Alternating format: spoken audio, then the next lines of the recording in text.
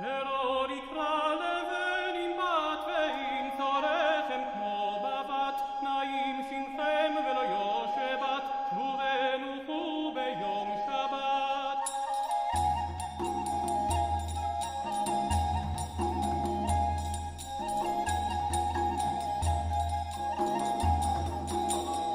Erosh no'i ve'ulani ve'ot yesha'aseini neta sorek betoch karmi she'shareat bat amin.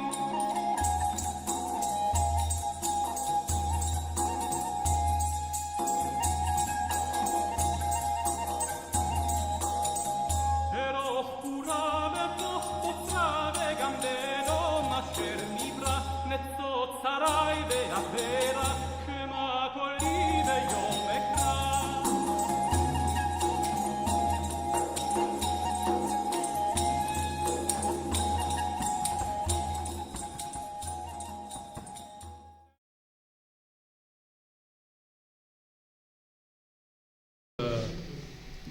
Kind introduction.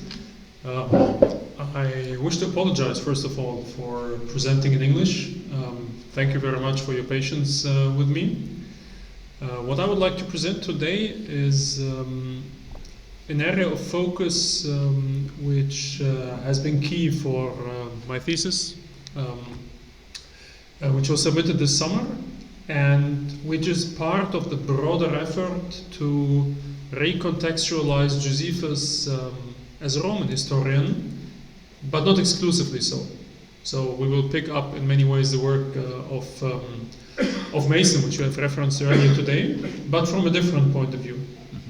Il s'agit de resituer Joseph comme un historien romain, donc en s'appuyant sur la ligne de Steve Mason, mais de manière différente. Yeah, my title is Anti-Imperial Parrhesia, and I want to investigate in which way Josephus employs and exploits the classical concept of free, uninhibited speech in an effort to actually criticize and proactively, offensively defend his own community. Comment Joseph utilise ce concept clé de parrhesia, de franc-parler, pour critiquer le système romain et défendre sa propre communauté. The common, and I would argue nowadays, accepted account of Josephus' apologetic effort is that throughout his body of work, that is both in the historiographical aspect as well as in the apologetical aspects, even in the life or the appendix to the Antiquities, Josephus is busy writing his own community, the Judean community, into the Greco-Roman oikomene, the civilized world, trying to leave the barbarian moniker behind and situate his own community firmly at home in Greco-Roman antiquity. Yeah. Joseph veut vraiment situer sa communauté dans l'oikoméné, dans le monde civilisé de l'époque, et je rejoins ce courant assez dominant aujourd'hui qui voit une dimension très apologétique pour sa communauté dans l'œuvre de Flavius. He does so by quite effectively and elegantly usurping the language of political thought, of political theory in the Greek context, and to thus render, to translate the alien concepts of peoplehood, of the covenant, of the law, into Greek and into early imperial conceptual languages. Those are acts as much of cultural as of linguistical translation. Il s'agit tout autant d'une traduction culturelle que linguistique, des concepts très propres à la tradition juive, comme le peuple, la loi, l'alliance, dans le langage grec, dans le langage des termes grecs de l'Empire. The goals here, or the overall strategic targets of Josephus, are well established. He aims to deflect anti-Judean sentiment not only against Appian but throughout the Antiquities and the war and the life. The goal is to repair the damage wrought by the recent war, but also to normalize the experiences of the occupation of his homeland, of the destruction of the sanctuary, and of the displacement of his people. We talked a bit about trauma previously in the break, and I think trauma is very much what is at play here. the overall effort is of course a defensive one. Donc il veut à la fois répondre aux critiques anti-juives courantes, anciennes, indépendamment de la guerre, et aussi aux effets de la guerre récente et des déplacements de population et le trauma que cela constitue pour sa communauté. But there are hints at actual counter-narratives to these efforts to situate Judeans as part of Greco-Roman antiquity. There are slight hints at notions of Judean superiority even compared to the classical world.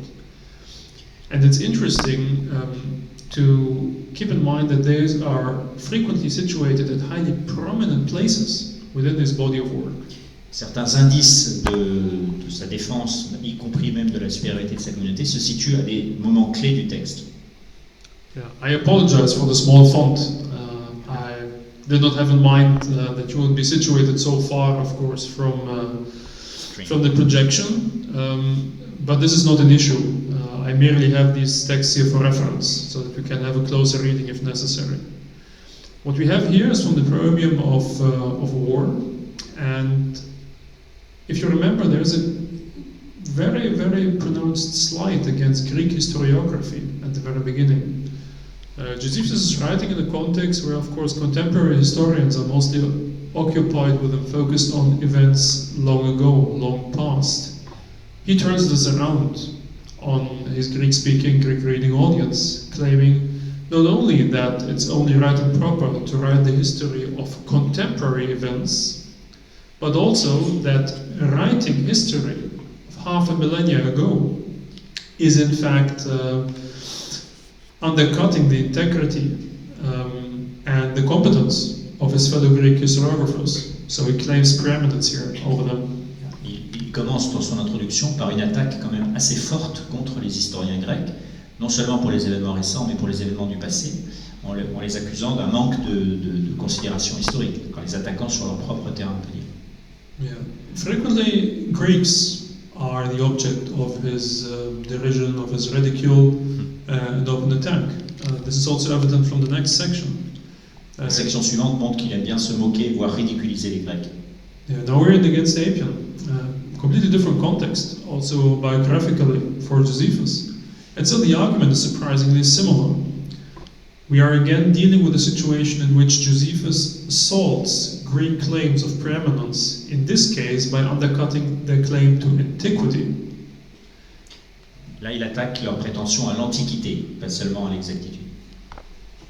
Josephus here is arguing that Greeks are so comparatively young compared to the biblical tradition, that none of their claims regarding Judean origin, ethnogenesis, and so on are to be taken seriously.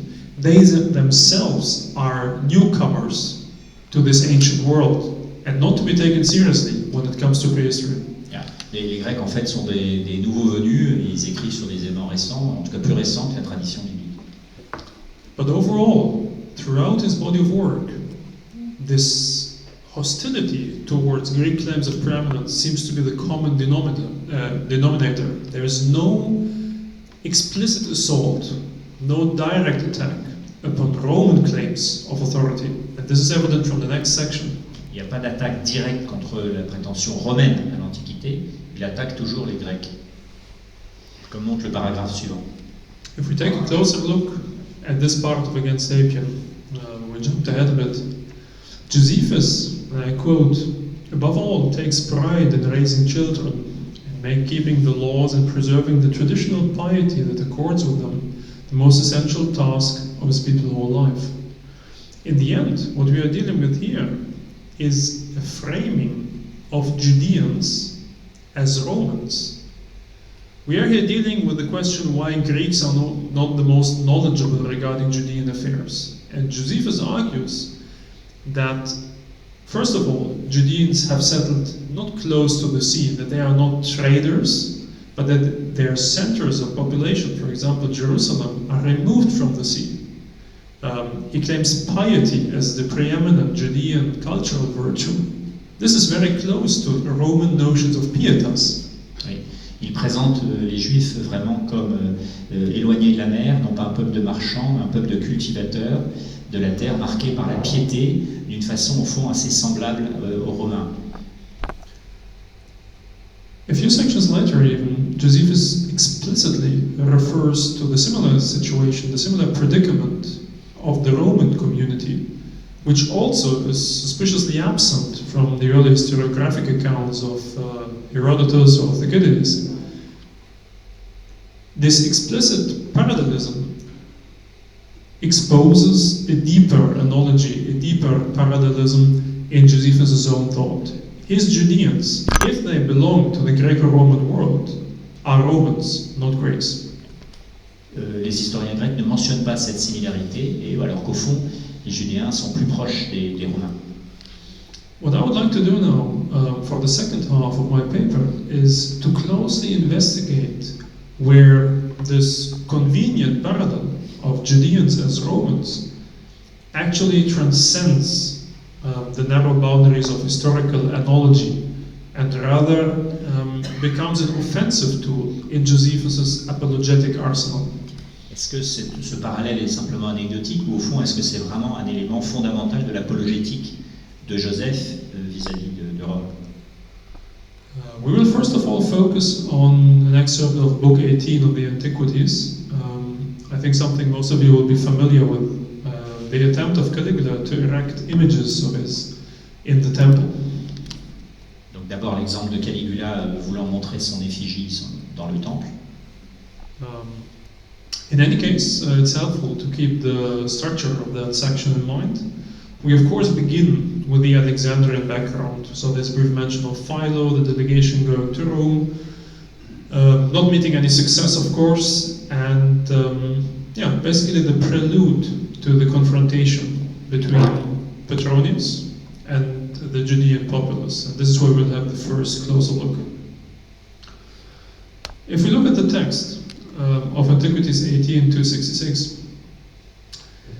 there's a curious parallelism at work.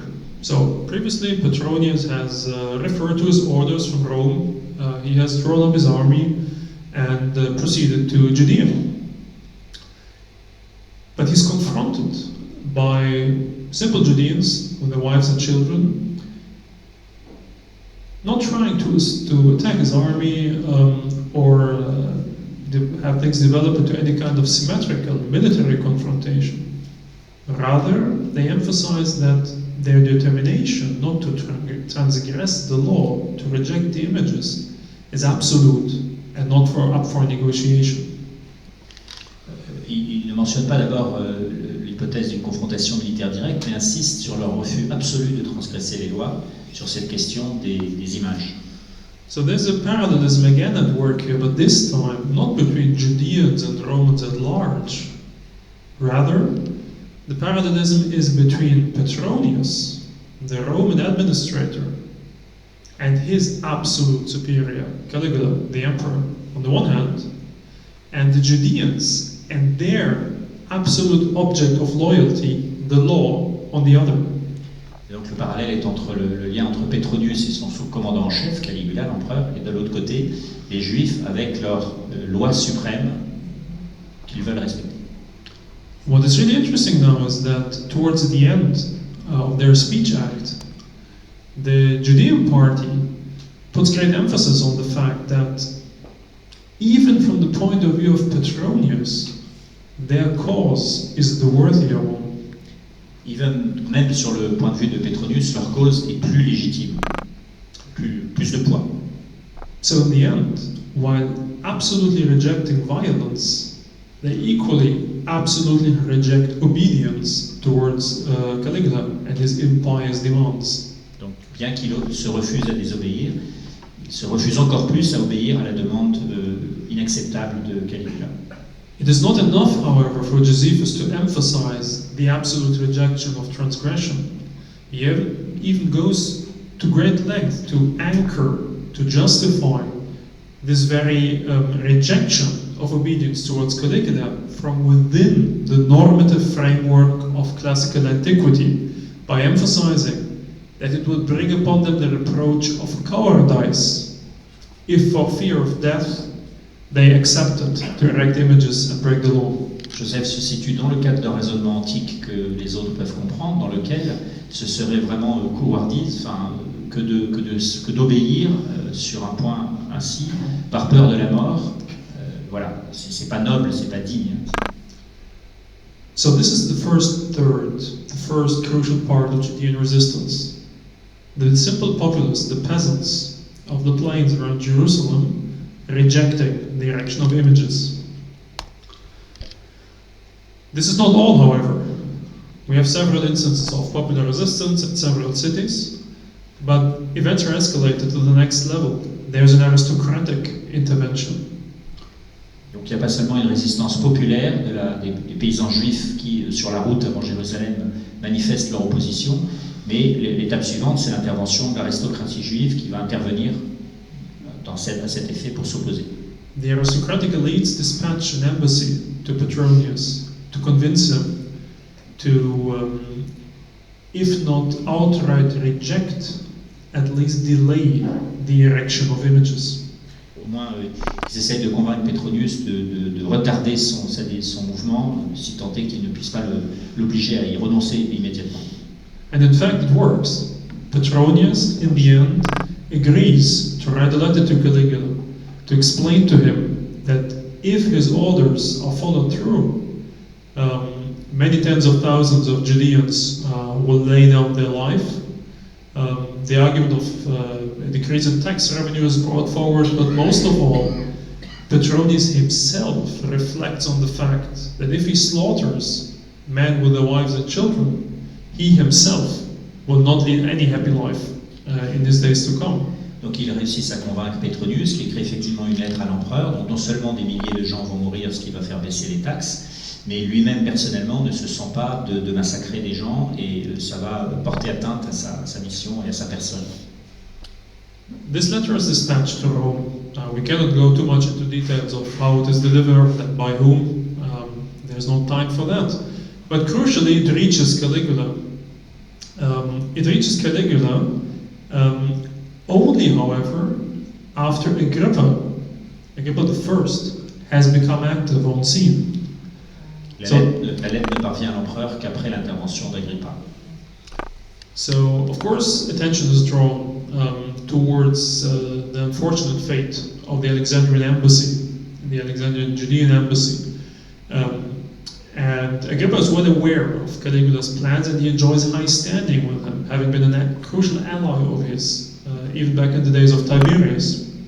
Et Agrippa est un allié, un soutien de Caligula, et il se souvient de ce qui s'est passé au moment de l'ambassade d'Alexandrie, évidemment.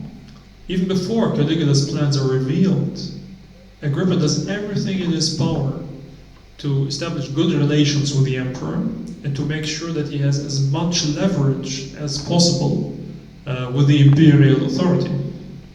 Agrippa fait tout ce qu'il peut pour avoir le maximum de relations personnelles et de moyens d'action, de moyens de pression sur l'empereur. This involves a lot of activity that, from a strictly Jewish legal point of view, is highly problematic, of course. Again, we have no time to delve into that. But part of this activity is the creation of lavish banquets, opportunities for socializing with the Roman upper class, and at the result of those, he is granted a favor by Caligula. Donc il fait une politique de lobbying intense avec des cadeaux, des repas, et cela lui permet de... And Caligula, of course, expects him to... Il demande une faveur à Caligula. Caligula, of course, expects him to ask for an increase in his revenue, the breakup of a province to be added to his kingdom. But Agrippa thinks nothing of the sort. Il s'attend à une demande d'augmentation des revenus ou des terres d'Agrippa. Having very publicly built up tension and put Caligula on the spot, so to say, he asks for but one favor: the cancellation of the order to erect the statues. Il ne demande qu'une faveur, l'annulation de l'ordre sur l'érection des statues dans le temple. This puts Caligula in a difficult spot, of course, because he cannot publicly rescind his promise to Agrippa.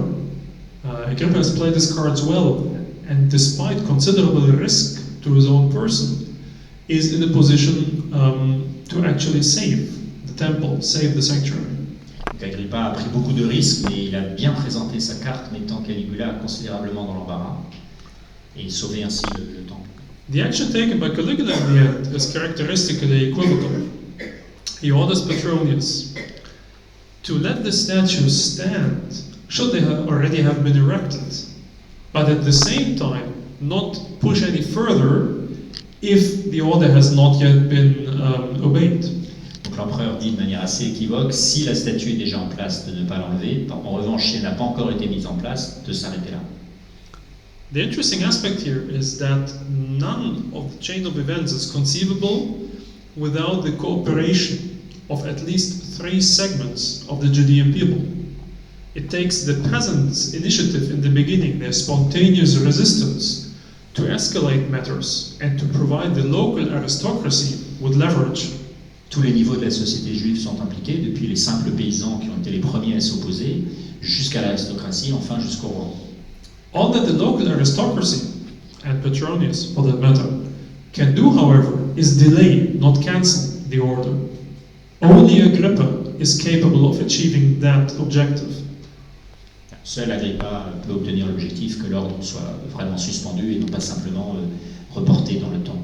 So in the end, the rescue of the sanctuary is the result of a collective effort by Judeans both in the homeland and the diaspora. C'est un effort collectif de tous les Judéens, tant en Israël que dans la diaspora. The delivery of Petronius, however, is the result of a miracle of sorts. Because Caligula, having replied to Petronius that given his disobedience he should make an end of himself, does not even achieve this beyond death, because Caligula, of course, is assassinated, and the letter announcing his assassination precedes the one ordering suicide for Petronius in rival.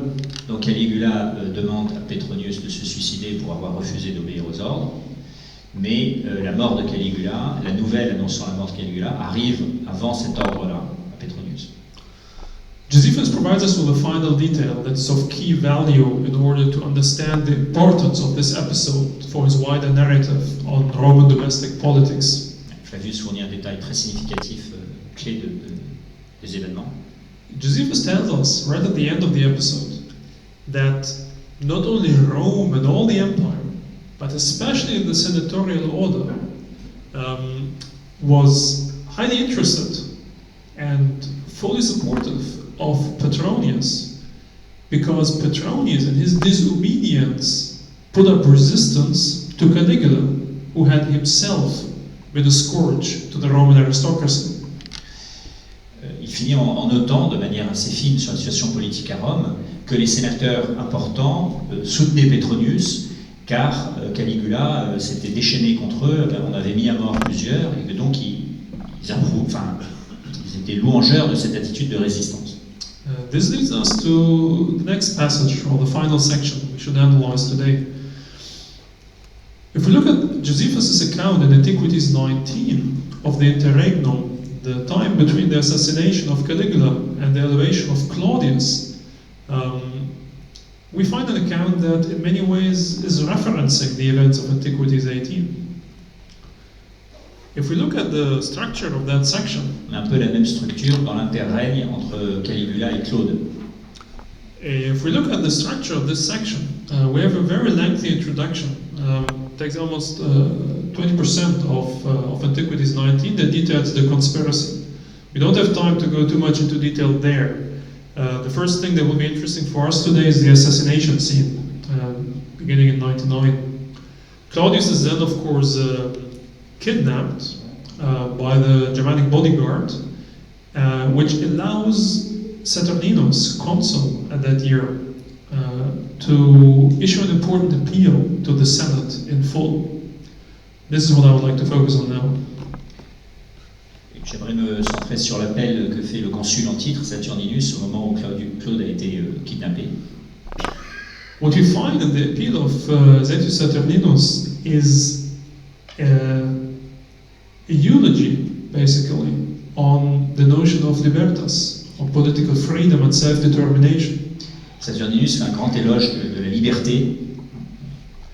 Yeah, we find here an admittedly somewhat free translation, which anyway captures the essence of that section. And I hold worthy of an honor not less than the gods, these men here, who at this late date and at this stage of our lives have treated us to one sip of liberty, that we may know its taste. Je considère comme important d'honorer non moins que les dieux ces hommes qui, à ce moment tardif, à cette étape de leur vie, nous ont offert au moins une goutte de liberté telle que nous pouvons en goûter le goût. And he goes even further. Several sections later, he explains that their tyranny was nothing but the result of the senators' refusal not to act, but to speak in its opposition. Cette tyrannie a été due au refus de parler, au peu de courage de parler par les sénateurs qui étaient dans l'opposition. In Josephus, and we could go much into detail of the language of slavery and domination that is used here. In Josephus, the Principate, the erection of a Roman monarchy out of the late Republic, appears as a self-inflicted wound, the fruit of passivity and inaptitude of the Roman aristocracy. Joseph donc présente au fond le surgissement de la monarchie romaine, de l'empereur absolu, comme une trahison même de l'idéal romain et de ce que représentait Rome comme un échec.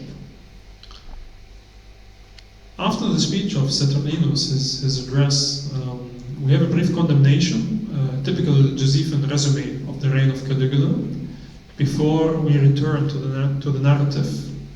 And here we focus on senatorial delusions of grandeur, basically, an attempt by the Senate to influence events that both tragically and comically fails. Tentative du Sénat, à la fois de manière tragique et comique, échoue. Ils échouent à reprendre le pouvoir. Yeah, I just want to give one example. The Senate deliberates that they can have nothing of the sort of the erection of the elevation of Claudius as emperor. They dispatch envoys to the camp where Claudius is protected by the bodyguard. And they speak very highly of notions of eleuteria or libertas, of course, the cultural concept underlying that, and the rejection of the rule of kings and so forth. And then they engage in proskynesis. They engage in proskynesis. They fall on their knees. Okay. They very physically submit to the might of Claudius and his assembled military force.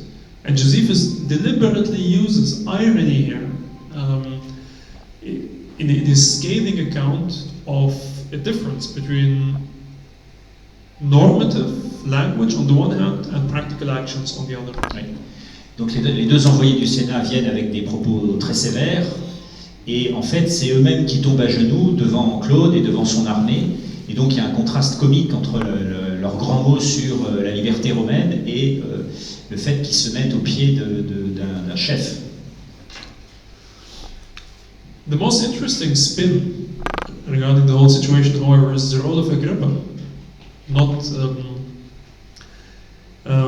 Not an innocent bystander in the situation, but a key actor. Il y a un élément intéressant, c'est le rôle clé de Agrippa dans cette affaire, qui n'est pas un simple spectateur. I need to shorten here, of course, the narrative, and there's many an excursus here to be read. The key account, however, is one of Agrippa actively engaging with the Roman soldiery, making his way to Claudius, and him, the Judean client king, convincing Claudius to reach for the empire. Et on a cette scène étonnante de ce roi juif client qui force son chemin parmi les soldats, parle à Claude pour le convaincre d'accepter l'empire. Having convinced Claudius to pursue his imperial ambitions, he next goes back to the Senate, pretending to have heard nothing of Claudius. Et il se présente ensuite au Sénat, prétendant qu'il n'est au courant de rien à propos de Claude.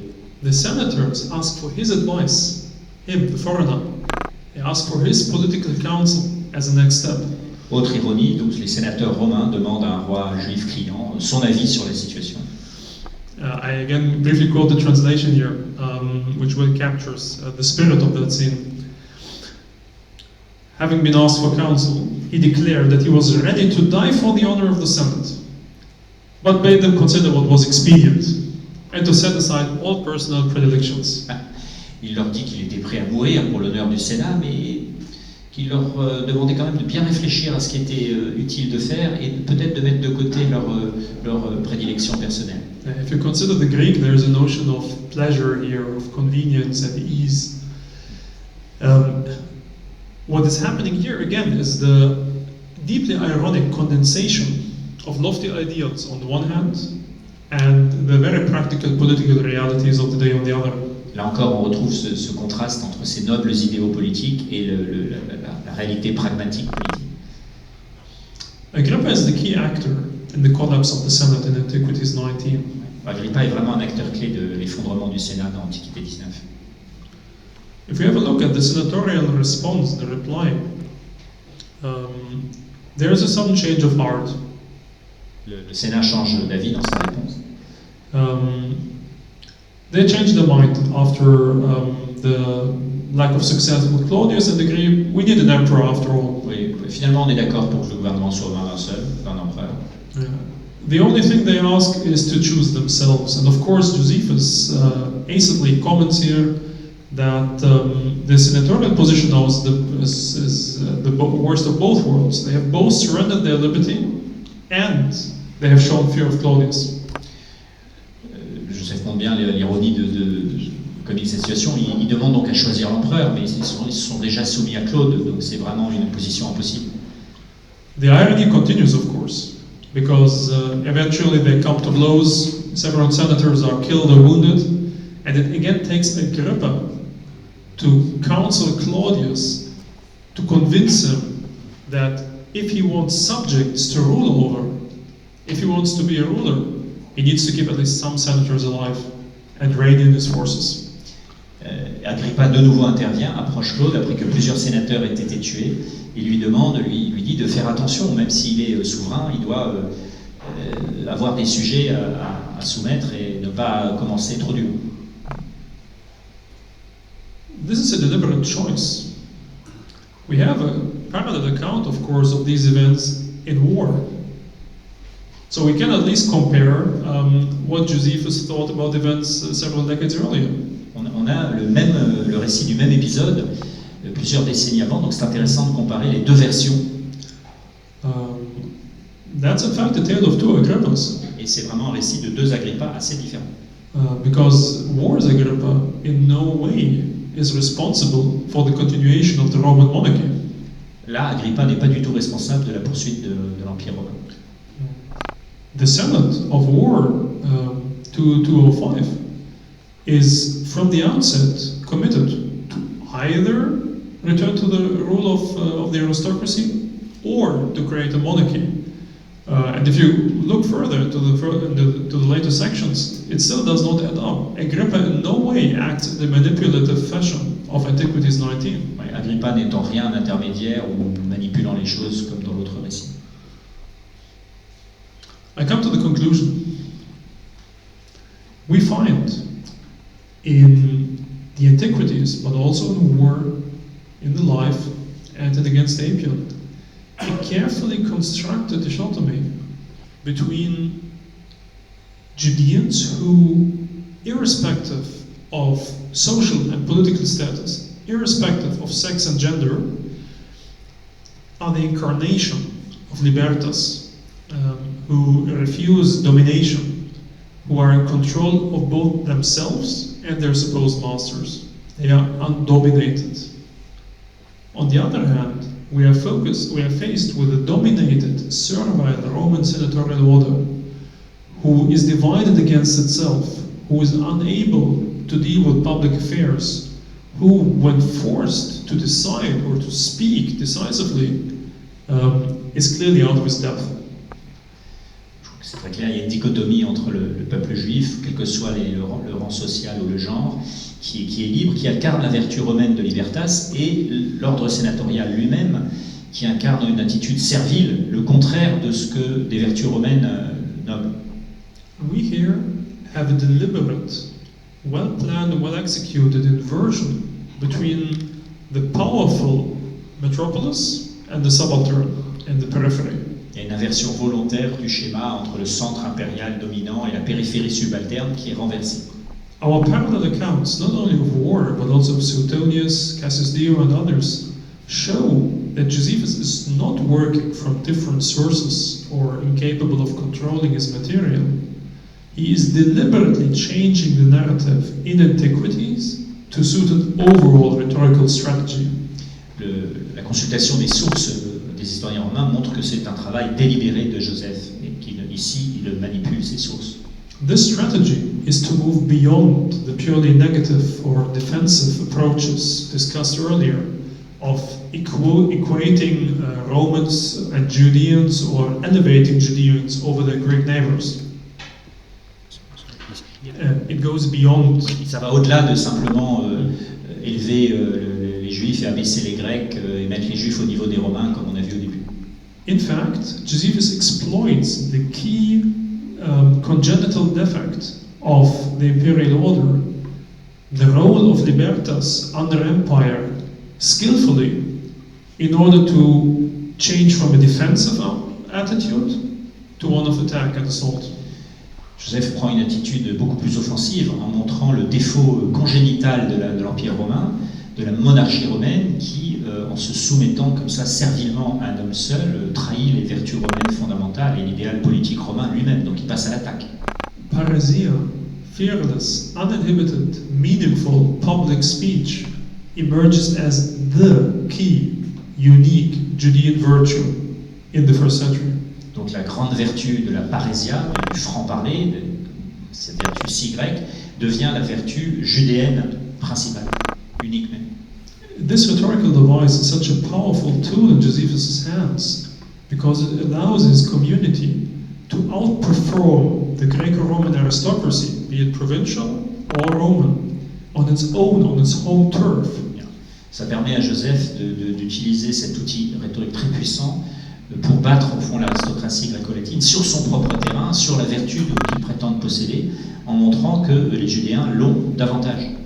Josephus self-consciously appropriates the classical tradition's public virtues of freedom, self-control and the refusal to be dominated. Il utilise les vertus hellénistiques traditionnelles romaines de liberté, d'échapper à la domination, d'autocontrôle, en les incarnant chez les Judéens. Flavius Josèphe, in full agreement with Mason and others, is absolutely a Roman historian, but he's very much an anti-Roman historian too. Je suis d'accord avec Mason que Joseph est un historien romain, mais c'est un historien aussi très anti-romain. Yeah, thank you very much. Merci.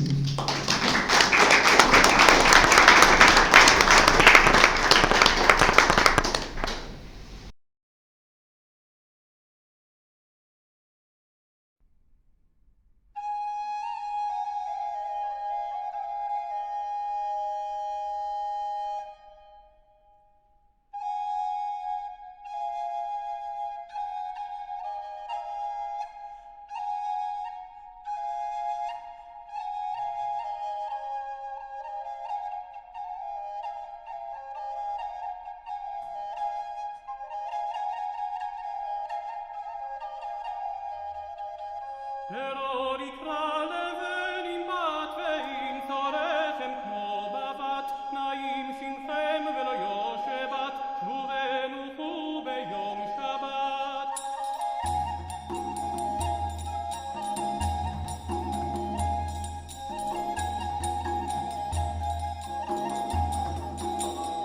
Erosh noi ve'ulani ve'ot yeshaseini neta sorek betot